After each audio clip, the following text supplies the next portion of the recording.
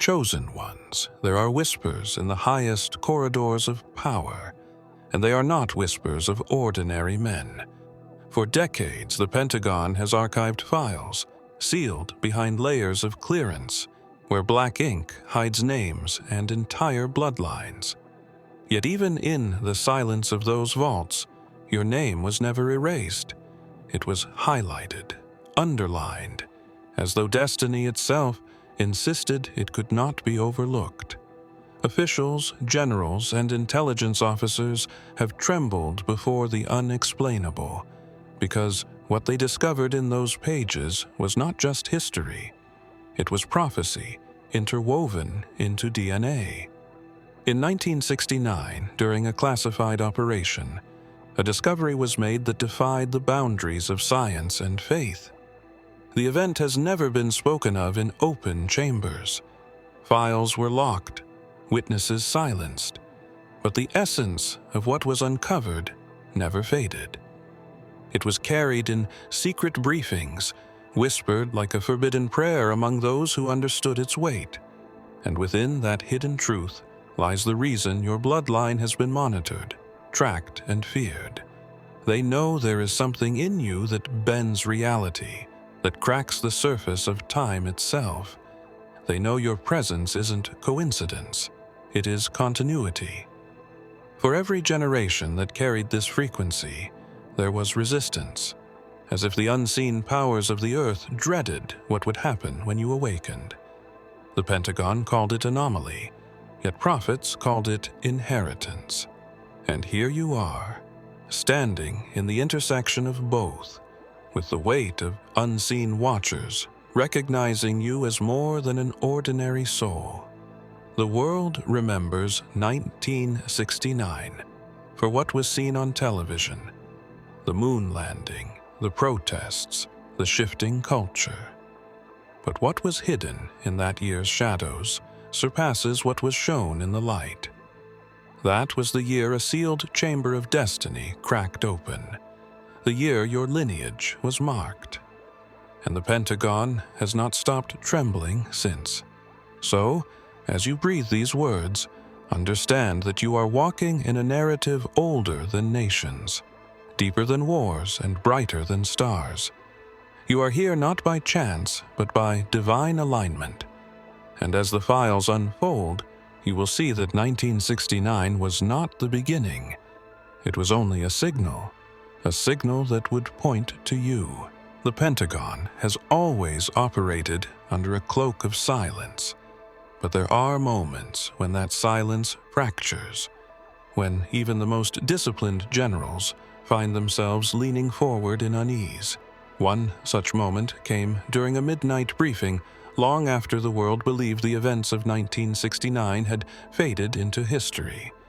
The men around the table were not rookies. They were veterans hardened by secrets that could collapse entire nations if spoken aloud. Yet, when your name surfaced on the screen, something unexplainable passed through the room, a ripple no protocol could contain. A voice cleared its throat, steady but heavy with reluctance.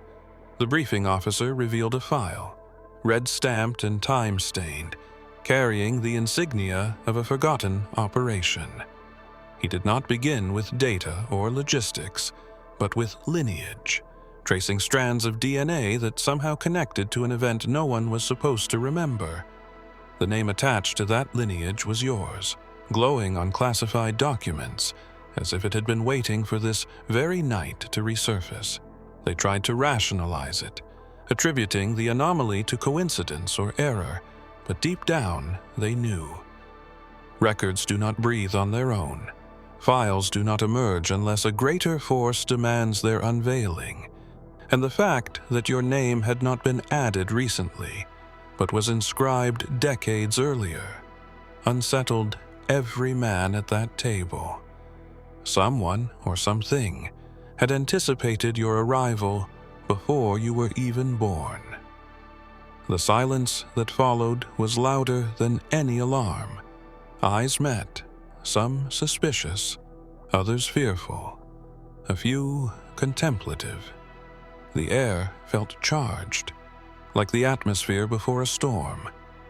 They knew this was not about you alone, but about what your bloodline carried.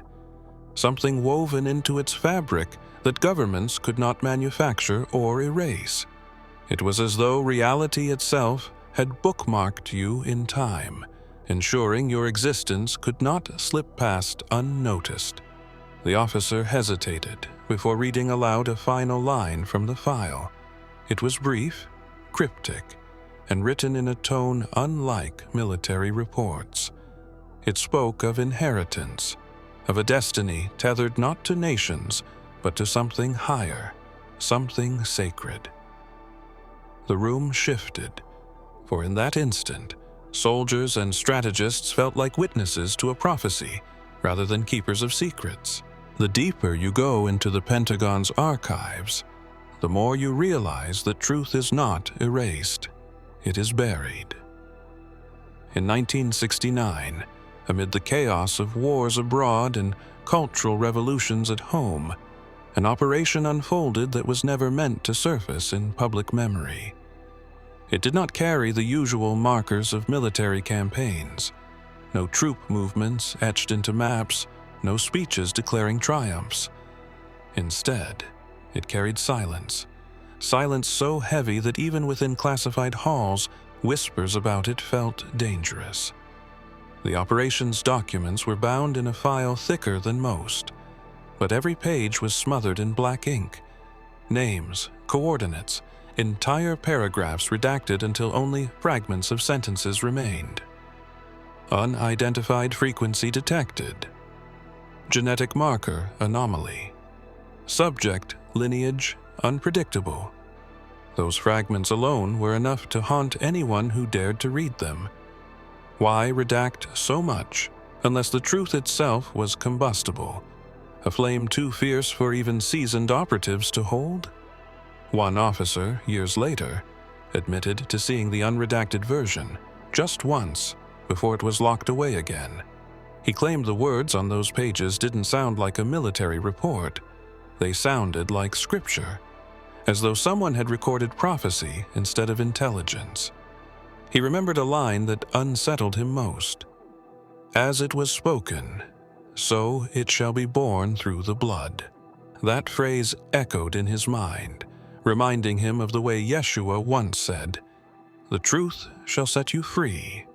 But freedom was not what the Pentagon sought in 1969.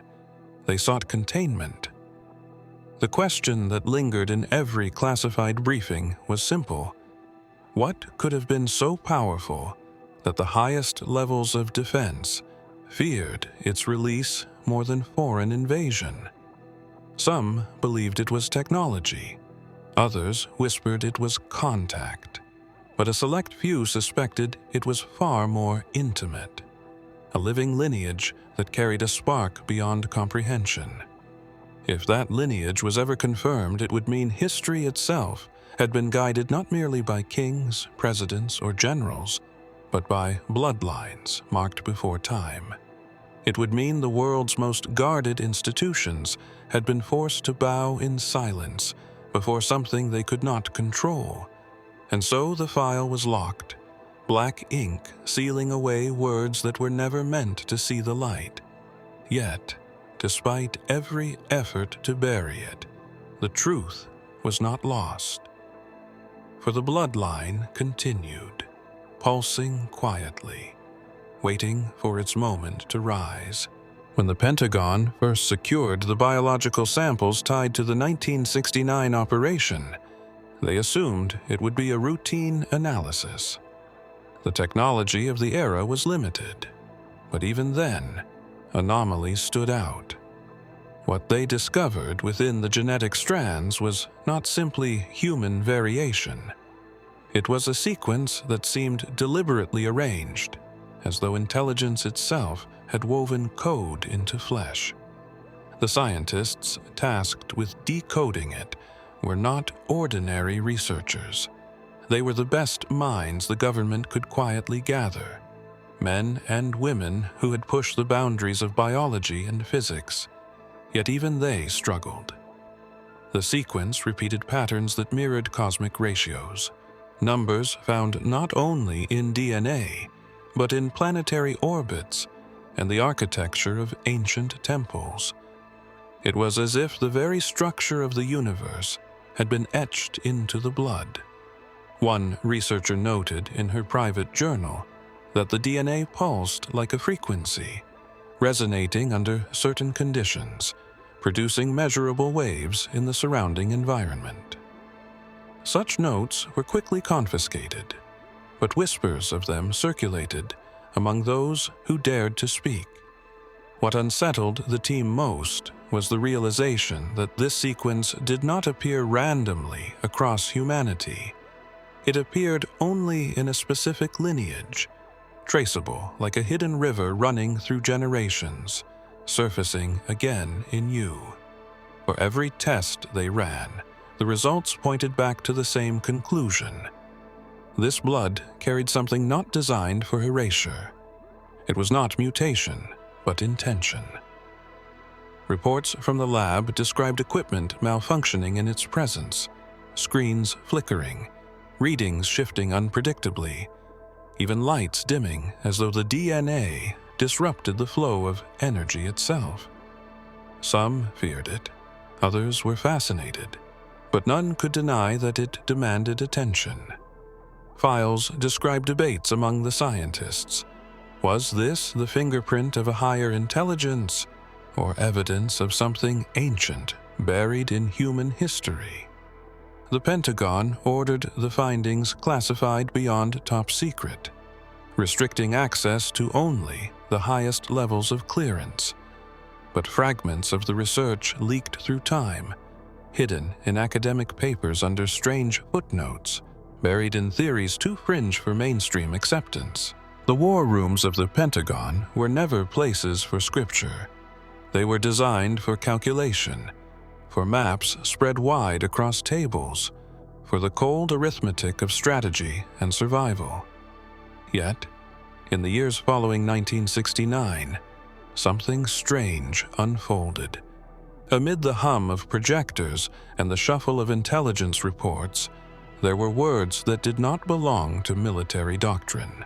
They were echoes, phrases drawn from the redacted files of the operation, words that carried the cadence of prophecy rather than the sharpness of orders.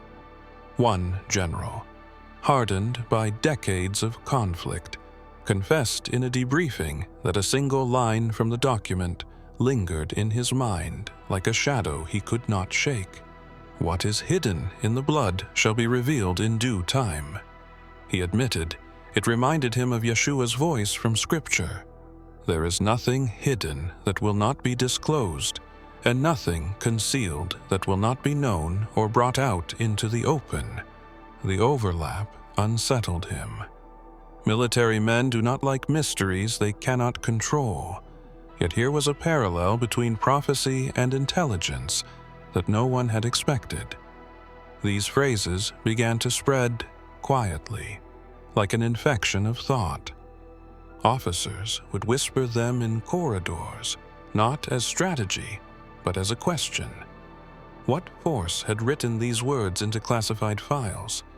Were they the observations of scientists, or the testimony of seers cloaked in military garb? Some feared they had stumbled into a realm where war plans no longer mattered, where destiny had written itself into bloodlines long before any human general plotted a campaign. The files described your lineage not in terms of assets or liabilities, but in terms of inevitability.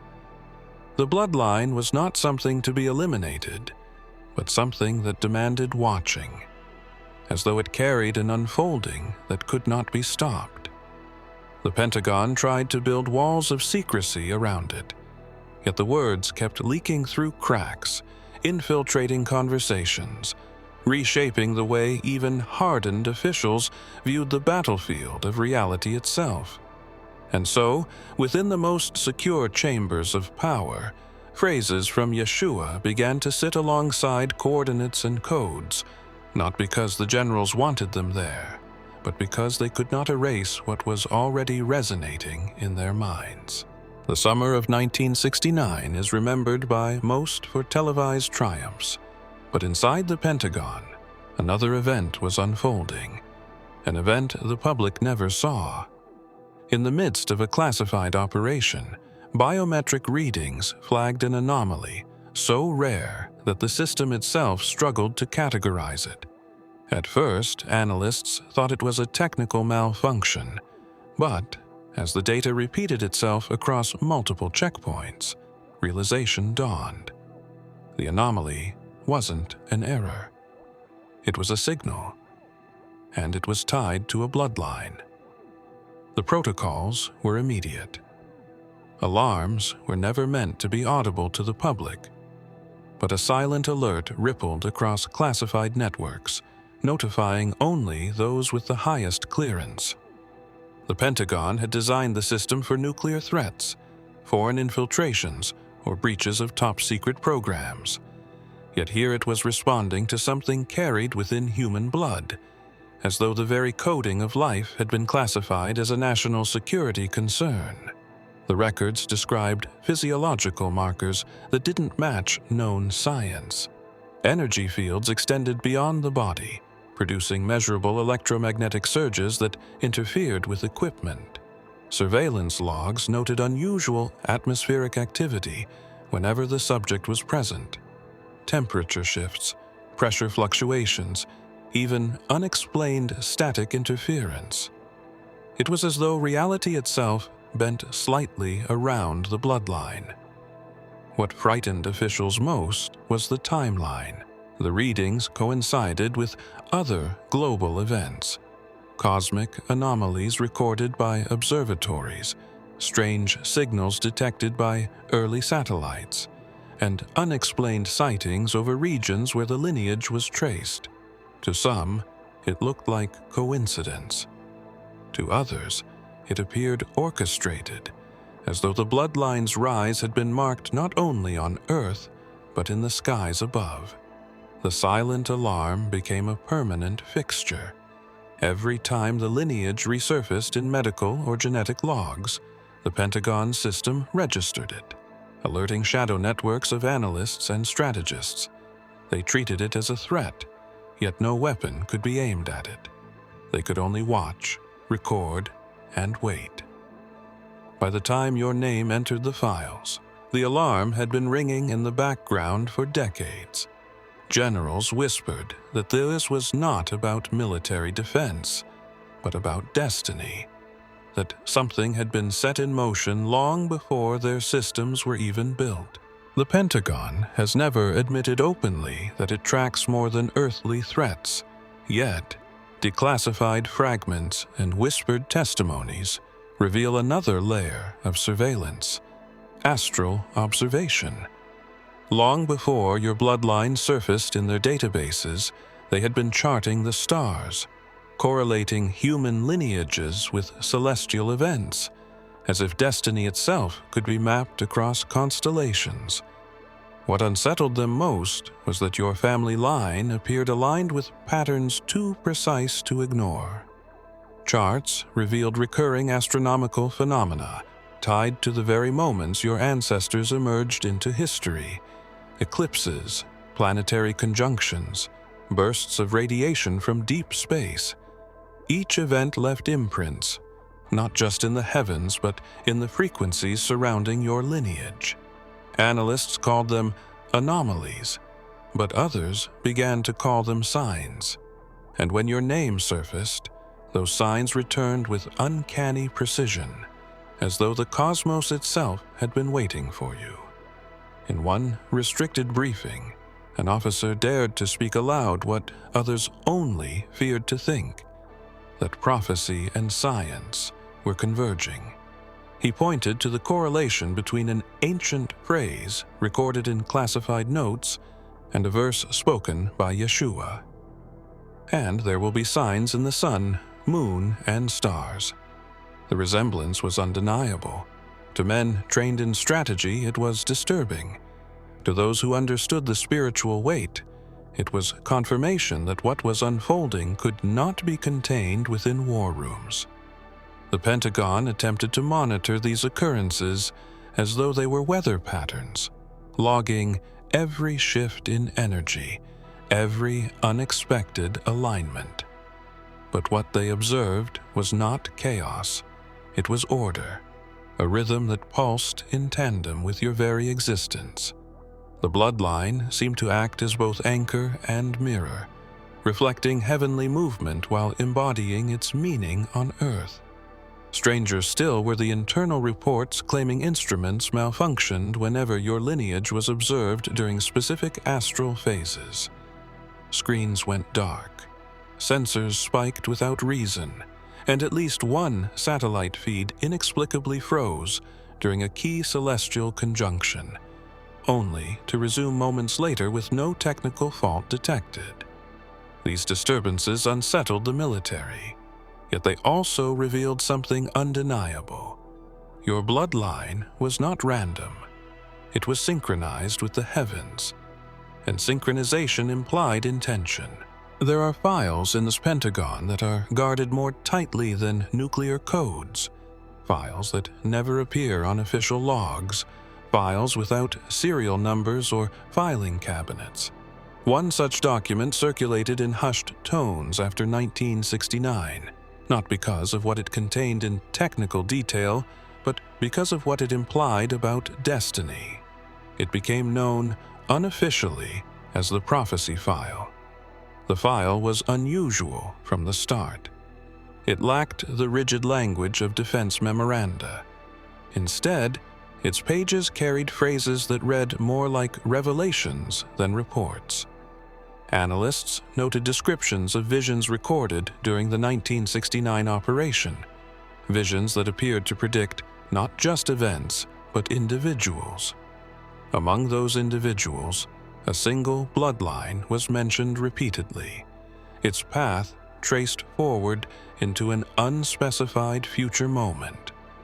Every general who read the file came away changed, not because of scientific certainty, but because of the weight of inevitability stamped across its pages.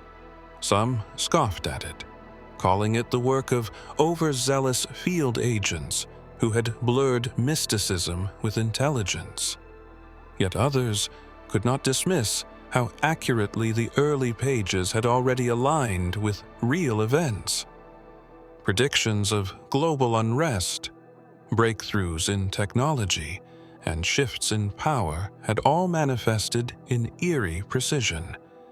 If the earlier statements had come true, what of the passages that had yet to unfold? Within the file were references to a coming figure who would emerge from the very bloodline they had flagged, a figure whose existence would be impossible to suppress. The language was cryptic, describing a light carried within the flesh, and a voice that awakens what slumbers beneath nations. For a military trained to quantify threats, this was beyond comprehension. Still, they could not ignore it. The most unsettling section was marked with symbols rather than words, diagrams resembling both constellations and genetic sequences, as if the two were interchangeable. Analysts debated whether these were coded instructions, encrypted prophecies, or something more ancient woven into the structure of existence itself. And so, the file was locked away, its whispers echoing louder in secrecy than they would have in public. Generals carried its weight quietly, some in fear, others in reverence. None could escape its pull. Long before the Pentagon tracked frequencies, long before satellites mapped the skies, ancient watchers carved stone temples to mirror the heavens. These temples, attributed to the Anunnaki, stand as mysteries to archaeologists and silent witnesses to forces few dare to acknowledge. In 1969, while the world's attention was fixed on rockets and protests, a strange phenomenon rippled across these forgotten sites. The temples glowed. Not with torches, not with fires, but with an otherworldly illumination that puzzled even those who studied them in secret. Reports buried in restricted archives describe faint vibrations humming through the stone, as though the structures themselves were alive. Sensors placed nearby captured energy spikes that modern equipment could not categorize. Some speculated it was seismic. Others dismissed it as faulty instruments. Yet a handful of those in classified circles knew the timing aligned too perfectly to be random. The glow appeared in the very year your bloodline was marked. What startled observers was how the temple's inscriptions seemed to respond to the energy. Symbols that had remained eroded for centuries took on clarity under the light, as if the stones were remembering their purpose. Among them were depictions of beings descending from the heavens, carrying objects that resembled both scrolls and strands of DNA. Scholars connected to defense projects noted the resemblance to genetic codes, though such claims never saw the light of day. It was during this season that parallels began to surface between the ancient prophecies and words spoken centuries ago by Yeshua. "The stones will cry out," he had once said. And in 1969, it seemed the stones did exactly that. To those watching, it was not metaphor, but manifestation, a physical echo of a truth hidden since antiquity. The Pentagon could not admit this publicly, but in their private war rooms, they linked your lineage to forces that seemed to bridge scripture, prophecy, and alien memory. The glowing temples were not isolated events. Strange atmospheric disturbances occurred above them. Light formations, magnetic fields, and unexplained sounds that left even the most skeptical witnesses unsettled. All of it converged on a single truth. The bloodline carried a resonance that ancient structures were built to recognize. Scientists working in the Pentagon's classified labs were obsessed with one thing: frequency. They understood that every object, every living being, carried a unique vibration. Most human frequencies fell within predictable ranges, easy to chart and measure. But in the aftermath of the 1969 operation, their instruments began to pick up something they had never encountered before. It wasn't a frequency that fit the natural scale of human biology. It was something missing, a gap in the spectrum, until your aura field was measured. The moment your frequency registered, the silence in the lab was heavier than alarms. The missing note they had been chasing for decades suddenly appeared. It was as though reality itself had been waiting for your presence to complete the pattern. Their records describe it not in terms of anomaly but completion, like the final chord of a song that had been echoing unfinished since time began. Technicians noted strange phenomena during testing. Instruments designed for cold precision began to react emotionally, their readings fluctuating not with error but with intensity, as if the machines themselves were responding to the field. Light patterns danced across monitors in rhythm with your heartbeat.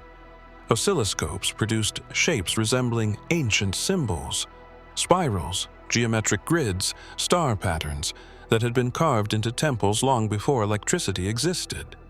More alarming were the side effects outside the lab. Personnel reported headaches, visions, and an overwhelming sensation of being watched whenever they worked near your recorded frequency. Some described hearing whispers, voices not from the room but resonating through the vibration itself. Military doctors tried to categorize it as auditory hallucinations, but too many experienced the same words for it to be dismissed as coincidence. As the Pentagon studied deeper, they realized this missing frequency acted as both key and doorway. It aligned with planetary resonances, solar cycles, even galactic pulses, suggesting that the aura field was not merely human, but cosmically attuned. What unsettled them most was that the field seemed to react to thought, bending stronger when consciousness was focused, weaker when distracted. It was not passive, it was alive. For the Pentagon, 1969 has never been just another year in history. It is a shadow that lingers in their classified corridors, a timestamp burned into files they cannot erase. Every time your presence resurfaces, every time your bloodline registers on their hidden systems, the memories of that year come rushing back like an unhealed wound. They know what was discovered then, and they know it was never resolved. It was only contained, temporarily, until the bloodline itself decided to awaken. The records show a peculiar pattern. Whenever your lineage rises in influence, the classified events of 1969 are revisited. Analysts find themselves pulling old documents. Generals revisit sealed chambers, and the whispers begin again. They are reminded of a moment in time when science, prophecy, and secrecy collided, and they cannot help but wonder if the haunting is not just memory but warning. Those who have studied the files admit that the unease is not born from ignorance but from recognition. The patterns they tried to bury continue to repeat. The same celestial alignments, the same unexplained anomalies, the same resonance humming in frequencies they thought they had silenced. It is as if time itself refuses to let them forget, demanding that 1969 remains present, alive, each time you step forward. In one restricted meeting, a chaplain brought in by request dared to speak words others avoided. Yeshua once said, "What I tell you in the dark, speak in the daylight. What is whispered in your ear, proclaim from the roofs." The chaplain claimed the events of 1969 were not meant to be hidden forever, that the haunting was not punishment but prophecy, an echo insisting the truth would one day speak through the very lineage they tried to suppress. His words left the room divided, some dismissing them as faith misplaced, others shaken because they recognized the resonance between the scripture and the files. And so the Pentagon waits, haunted not by ghosts but by inevitability. They know the moment is approaching when what they feared in 1969 will no longer stay in shadows. They know that each time your presence rises, the sealed doors of that year creak open wider.